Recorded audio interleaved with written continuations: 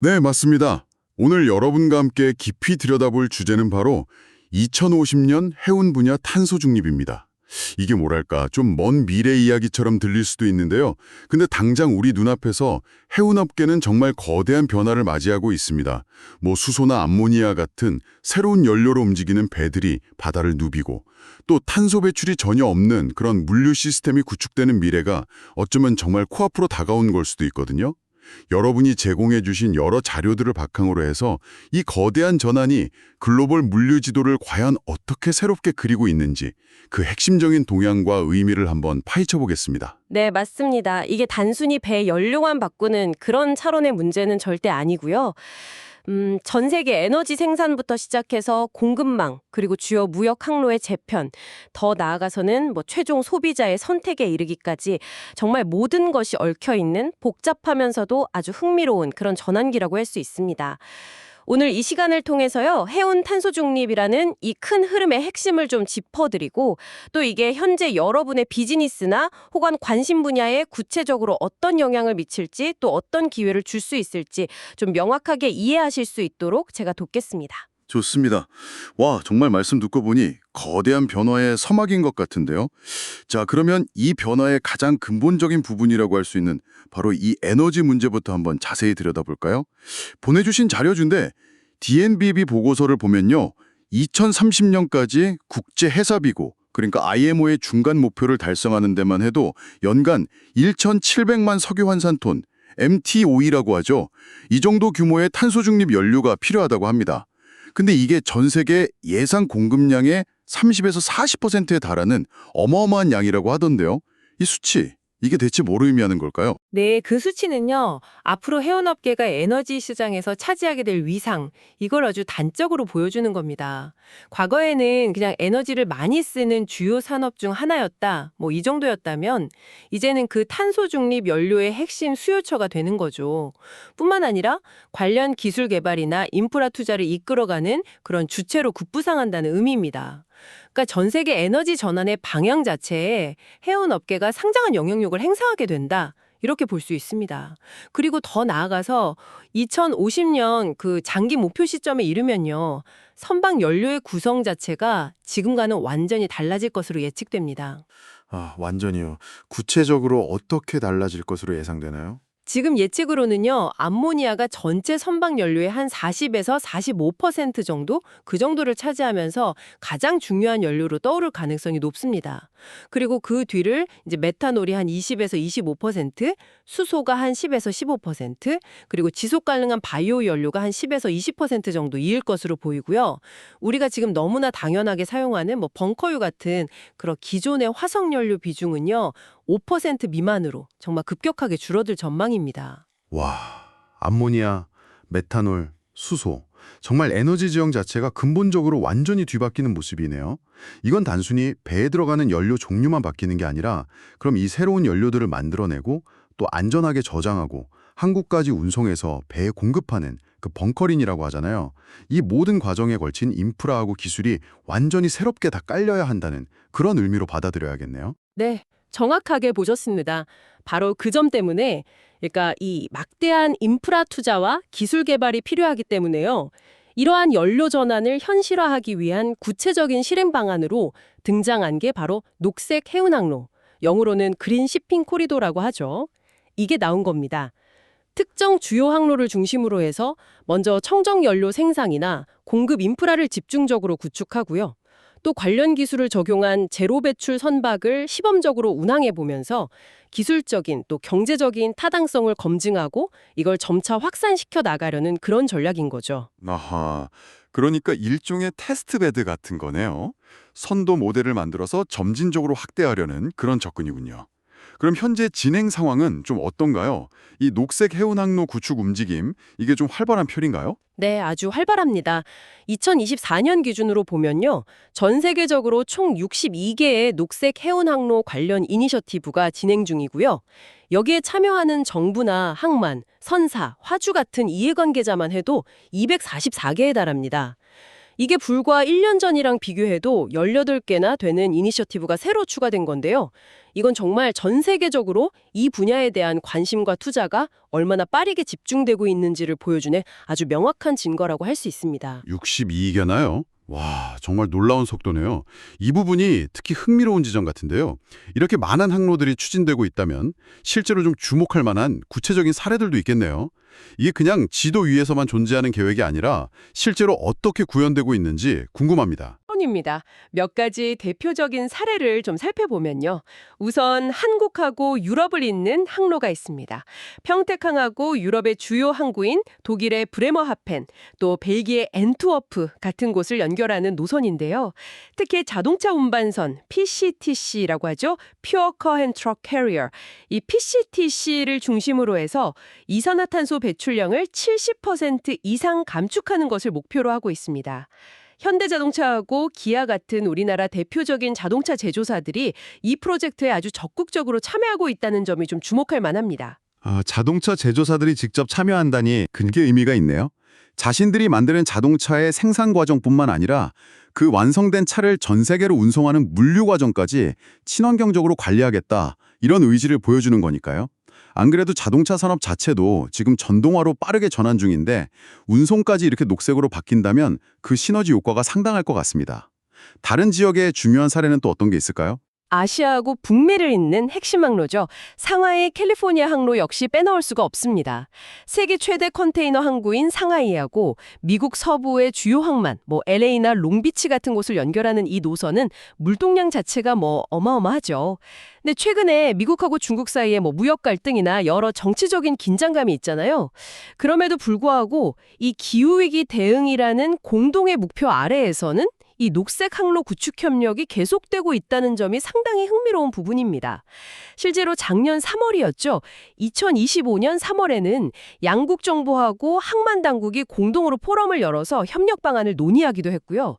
중국의 거대 국영선사인 코스코 시핑, 또 상하이 국제 항만그룹 SIPG 같은 곳들이 핵심 플레이어로 참여하고 있습니다. 세계에서 가장 바쁜 항로 중 하나인 만큼 이 구간에서 성공적인 모델이 나온다면 다른 항로로 확산되는 그 파급력이 정말 크겠군요.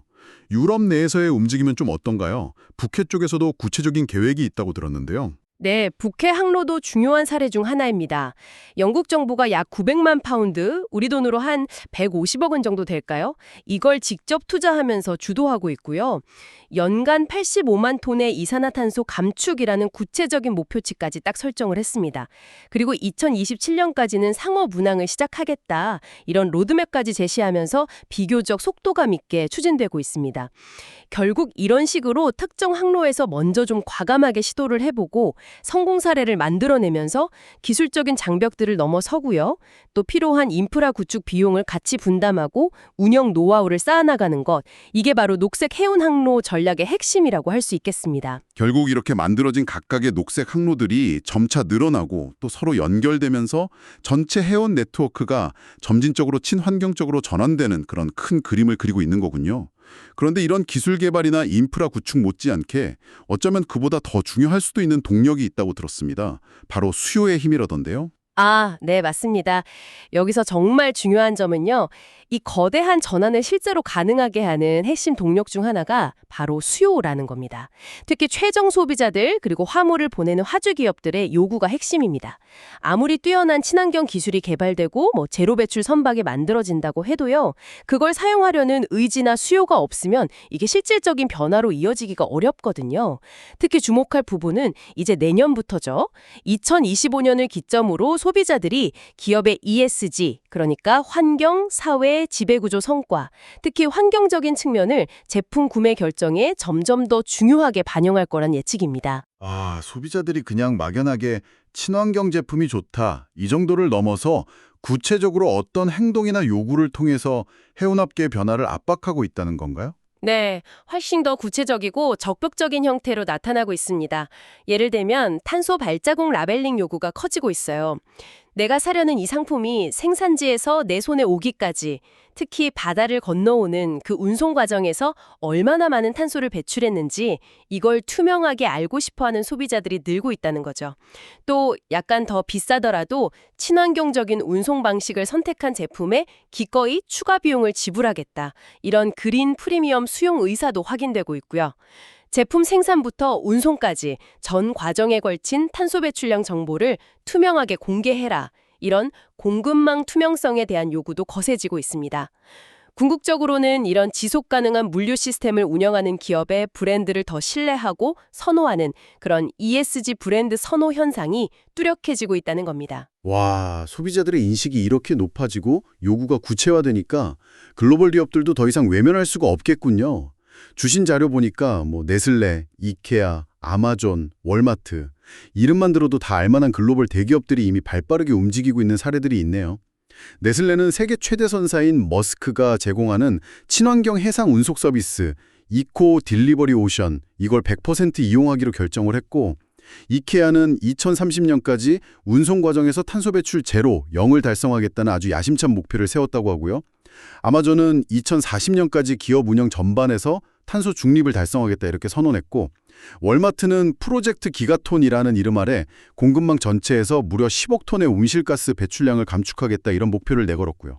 네, 그렇습니다. 이런 글로벌 리딩 기업들의 움직임은 단순히 그 기업 하나의 노력에 그치는 게 아니죠. 협력업체를 포함한 전체 공급망, 더 나아가서는 산업계 전반에 걸쳐서 아주 강력한 파급 효과를 만들어냅니다. 그리고 소비자의 인식 변화와 더불어서요, 실제로 대규모 화물을 운송하는 화조 기업들의 역할이 이 해운업계 전환 과정에서 정말 결정적인 중요성을 갖습니다. Getting to Zero Coalition이라는 글로벌 연합체가 있는데요. 여기서 2024년에 발표한 보고서를 보면 아까 설명드린 그 녹색 해운 항로의 성공 여부가 결국은 이 화주 기업들의 적극적인 참여, 그리고 이들이 만들어내는 미래 수요에 달려있다. 이렇게 분석하고 있습니다. 화주 기업들의 역할이 그 정도로 중요하다는 말씀이시군요. 하긴 선박을 실제로 소유하고 운영하는 선사 입장에서는 새로운 연료를 사용하는 친환경 선박에 투자하는 게 워낙 초기 비용이 많이 들잖아요. 그리고 또 미래 연료 가격이 어떻게 될지 모르는 불확실성 같은 위험 부담도 크고요. 그래서 선뜻 나서기가 어려울 수 있는데 화물을 맡기는 화주들이 우리는 친환경 운송 서비스를 원하고 기꺼이 쓸 겁니다. 이런 확실한 신호를 보내주면 선사들의 투자 결정을 촉진할 수 있다. 이런 거군요. 네, 바로 그 점입니다. 그런데 단순히 친환경 운송 서비스 이용할게요 하는 그런 선언적인 약속을 넘어서는 좀 더 구체적이고 실질적인 역할이 필요합니다. 예를 들어서 여러 화주 기업들이 힘을 합치는 거죠. 그래서 우리는 앞으로 몇 년 동안 이 정도 규모의 암모니아나 메탄올 기반 운송 서비스를 이용할 거다와 같이 구체적인 물량을 딱 명시하는 겁니다. 이런 집단 수요 신호, 영어로는 디맨드 어그리게이션이라고 하는데요. 이걸 시장에 보내는 방식이 아주 효과적일 수 있습니다. 이건 선사뿐만 아니라 새로운 연료를 생산하고 공급해야 하는 에너지 기업들에게도 투자의 확실성을 제공해 주거든요. 집단 수요 신호 외에 또 어떤 역할들을 할 수 있을까요? 예를 들어 10년에서 15년 정도 되는 장기 운송 계약을 선사랑 체결해서 안정적인 물동량을 보장해 주는 것도 아주 중요합니다. 이게 선사가 고가의 친환경 선박을 발주하고 운영하는 데 따르는 재정적인 부담을 크게 덜어줄 수 있거든요. 또 초기 단계에서는 아무래도 친환경 연료 비용이 기존 화석 연료보다 높을 수밖에 없는데 이런 추가 비용이라든지 아니면 기술 도입에 따른 운영상의 리스크 같은 것들을 선사와 화주가 함께 분담하는 그런 파트너십 모델도 필요합니다. 그리고 마지막으로 정부하고 적극적으로 협력해서 친환경 해운 기술 개발 지원이라든지 녹색 연료 사용에 대한 인센티브 정책 같은 것들에 마련하도록 촉구하는 목소리를 내는 것 역시 화주 기업들이 할 수 있는 중요한 역할입니다. 듣고 보니 화주 기업들의 역할이 정말 막중하네요. 단순히 운송 서비스를 구매하는 고객을 넘어서서 해운 업계에 지속 가능한 전환을 이끄는 핵심 파트너로서의 책임과 역할이 요구되는 그런 시대인 것 같습니다. 실제로 이런 움직임을 구체화하고 있는 기업 연합체 사례들도 소개되었죠. 아마존, 이케아, 유니레버, 파타고니아 같은 글로벌 기업들이 참여하고 있는 코지이이. 이게 Cargo Owners for Zero Emission Vessels의 약자죠. 그리고 유럽의 한 150여 개 해양 관련 기업들이 모인 그린 메린 유럽. 또 일본의 주요 기업 30개사가 참여해서 특히 암모니아 연료 도입에 집중하고 있다는 일본 그린 암모니아 컨소시엄 같은 사례들이 대표적이군요. 결국은 기술 개발, 인프라 구축, 그리고 이걸 뒷받침하는 강력한 수요 창출, 이 세 가지 요소가 다 함께 맞물려서 돌아봐야만 이 거대한 전환이 성공할 수 있겠군요. 이 방송을 듣고 계신 여러분의 회사에서는 혹시 물류나 운송 과정에서의 탄소 배출량 감축에 대해서 어떤 고민들을 하고 계신가요? 실제 업무 현장에서 이런 변화의 흐름을 좀 체감하고 계신지 궁금하네요. 자, 그럼 지금까지 논의된 연료 전환, 녹색 해운 항로 구축, 또 수요 측면의 변화들, 이런 것들이 모두 합쳐져서 우리가 목표로 하는 2050년의 글로벌 물류 지도는 과연 어떤 모습으로 그려지게 될까요? 단순히 항로나 연료 종류만 바뀌는 수준을 넘어설 것 같은데요. 네, 그렇습니다. 미래 물류 지도에서 가장 두드러질 변화 중 하나는 바로 전 세계 주요 허브 항만들의 역할과 기능이 근본적으로 바뀐다는 점입니다. 과거에는 얼마나 많은 컨테이너 물동량을 얼마나 빠르고 효율적으로 처리하느냐, 이게 항만의 핵심 경쟁력이었다면요. 미래에는 그린 에너지 허브로서의 기능, 즉 친환경 선박 연료를 안정적으로 생산하고 저장하고 또 공급할 수 있는 그런 역량이 항만의 가치를 결정짓는 핵심 요소가 될 거라는 거죠. 그린 에너지 허브로서의 기능이 핵심 경쟁력이 된다. 좀 더 구체적인 사례를 들어주실 수 있을까요? 어떤 항만들이 어떻게 변모하고 있나요?